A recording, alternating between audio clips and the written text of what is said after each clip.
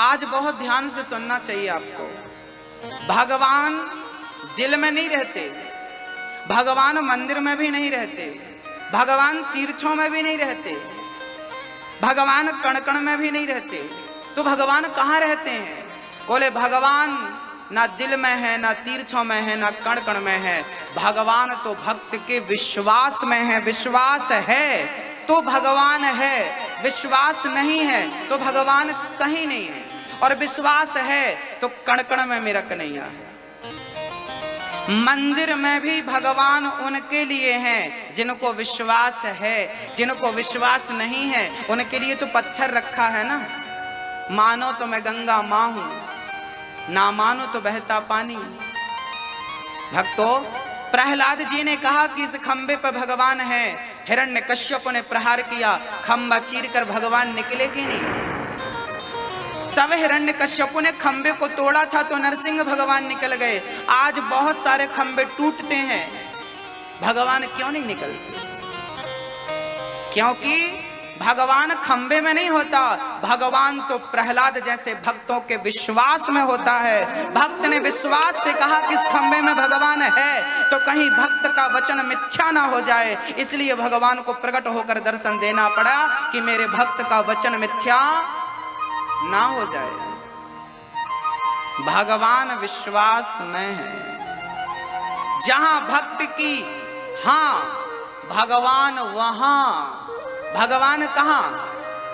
जहां भक्त की, जहां भक्त की, बोलो हां, जहां भक्त की हां, भगवान वहां। ईश्वर कहां? जहां भक्त की, अर्थात जहां भक्त कह दे वहीं भगवान। जिस पे हाथ रख दोगी ना वो भगवान।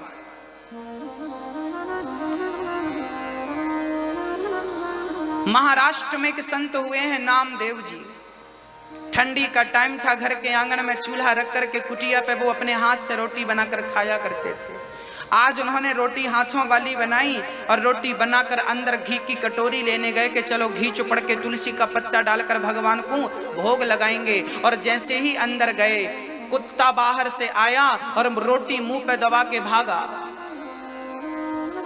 नामदेव जी घी की कटोरी लेकर दौड़ पड़े, प्रभु जी रुक जाओ, प्रभु जी रुक जाओ, प्रभु जी रुक जाओ। किसी ने कहा वो प्रभु नहीं है, वो कुत्ता है। तब नामदेव जी ने कहा मैंने तो भगवान के लिए रोटी रखी थी, आज इस रूप में भगवान ही आकर मेरी रोटियों का भोग लगा रहे हैं। वो तुम्हारे लिए कुत्ता होगा, मेरे लिए तो उस कुत्ते में कन्हैया का दर्शन हो रहा है। नामदेव जी कुत्ते के पीछे दौड़ पड़े, कटोरी लेकर, प्रभु सूखी मत खाना, घी चुपड़ लो, प्रभु जी सूखी मत खाना, घी चुपड़ लो। अंत में भक्त की जिद थी कि ये भगवान था, उस कुत्ते से भगवान को प्रकट होकर के नामदेव भक्त को दर्शन देना पड़ा। जाकी रही भावना जैसी, प्रभु मूरत देखी तिन तैसी। आपके लिए जो पत्थर है भक्त के लिए वही भगवान है। वो आपको पत्थर दिख रहा है पर भक्त को तो कैसे? एक महिला को मैं यहां मंच पे खड़ा करता हूं, एक महिला को मैं मंच पे खड़ा करता हूं और दो लोगों को खड़ा करता हूं, और एक होगा उस स्त्री का पुत्र और एक होगा उसका बेटा, उसका पति। अब बताइए, महिला एक है, महिला एक है। अब उसी महिला को जब बेटा देखेगा, उसी महिला को जब उस महिला का पति देखेगा, तो देखने वाले दो हो गए। वस्तु एक है पर देखने वाले दो हैं, तो दो दृष्टि हो गई कि नहीं? किसी के लिए वो पत्नी नजर आ रही है और किसी के लिए वो मां नजर आ रही है। बस भक्तों, पत्थर किसी के लिए होगा पर भक्त के लिए तो भगवान है। भक्त के लिए भगवान। किसी पुरुष की वो स्त्री है तो किसी बच्चे की वो कोई पत्नी के रूप में देखता है, कोई मां के रूप में देखता। आप एक ही हो ना।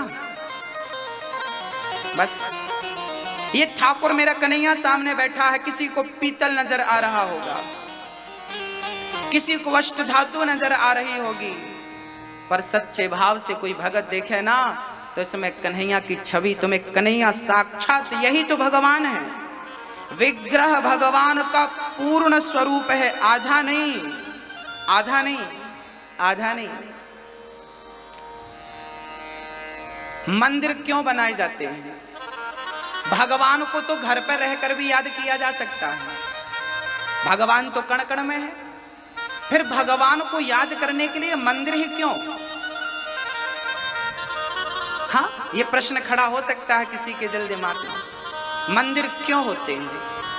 भगवान तो कण कण में है, कहीं से भी याद कर लो, बात बिल्कुल सही है, पर मंदिर क्यों होते हैं? मैं एक उदाहरण देके समझाता हूं। एक राजा था, उस राजा का एक हाथी था, बहुत बलवान हाथी था, बहुत बलवान। वो हाथी युद्ध में खड़ा हो जाता था तो राजा उस युद्ध को जीत ही जाते थे हाथी के बल पर, इतना बलवान हाथी था। एक दिन हाथी जंगल से गुजर रहा था कि वो हाथी दलदल में जाकर धंस गया। हाथी जितना प्रयास करता वो धंसता जाता, जमीन पे धंसता जाता। राजा को खबर लगी कि आपका हाथी दलदल में धंस गया। राजा ने बड़े प्रयास किए, खुदाई करवाई, सब कराई, पर हाथी निकला नहीं। राजा हार कर गुरु के पास गए, गुरु जी मैं अपने हाथी को खोना नहीं चाहता, बताइए मेरा हाथी कैसे बचेगा? तब गुरु जी ने कहा कि इस हाथी को युद्ध बड़ा प्रिय है, ऐसा माहौल बनवाओ कि हाथी को लगे कि युद्ध की तैयारियां चल रही। अब राजा ने वैसे ही माहौल बनवाया, आसपास बाजे बजवाए और क्या क्या शंख नगाड़े, जो जो युद्ध में होता था पूरा युद्ध का वातावरण बनाया गया। और जब युद्ध का वातावरण बनाया गया, हाथी को गर्मी आने लगी कि युद्ध की तैयारियां चल रही हैं। अब हाथी में और बल आ गया और हाथी अपने आप उस दलदल से निकल करके युद्ध की चिंगाड़ सुन करके बाहर आकर खड़ा हो। राजा चरणों में गिर पड़े, गुरुजी ये कैसे संभव हुआ? तब गुरुजी ने कहा कि हाथी ने सुना कि युद्ध का माहौल है। हाथी के अंदर बाहर आने की शक्ति तो पहले भी थी, पर जब तक माहौल नहीं मिला तब तक हाथी बाहर नहीं आ सका। ऐसे ही जैसे हाथी को दलदल से बाहर लाने के लिए माहौल युद्ध का बनाना पड़ा, ऐसे भक्त को भगवान तक पहुंचाने के लिए मंदिर तीर्थ यात्रा एक माहौल है भक्ति का वातावरण बनाने के लिए। ये एक माहौल बनता है मंदिर में, ईश्वर को प्राप्त करने के लिए मन केंद्रित होता है, माहौल बनाया जाता है। जो माहौल मंदिर में होता है वो घर पे आप बनाना चाहें बड़ा मुश्किल है। जो माहौल वृंदावन का है, जो माहौल हरिद्वार का है, वो आप अपने घर पे बनाना चाहें तो संभव नहीं है। उस माहौल पर कोई नास्तिक चला जाए ना तो राधे राधे जपने लगता। वो माहौल है, समझ रहे हैं मैं क्या कह रहा हूं आपसे? इसलिए मंदिर जरूरी है। भाई हवा तो सब जगह होती है, गर्मी जब लगती है ना तो हवा सब जगह होती है, पर पंखे के सामने हवा ज्यादा होती है, कूलर के सामने हवा ज्यादा होती है। ऐसे भगवान तो कण कण में होता है, पर मंदिरों में भगवान ज्यादा होता है। जैसे पंखे के सामने हवा ज्यादा है, शांति वहीं मिलती है पंखे के सामने। इसलिए मंदिर का जाना आवश्यक है, वहां ईश्वर की अनुभूति है।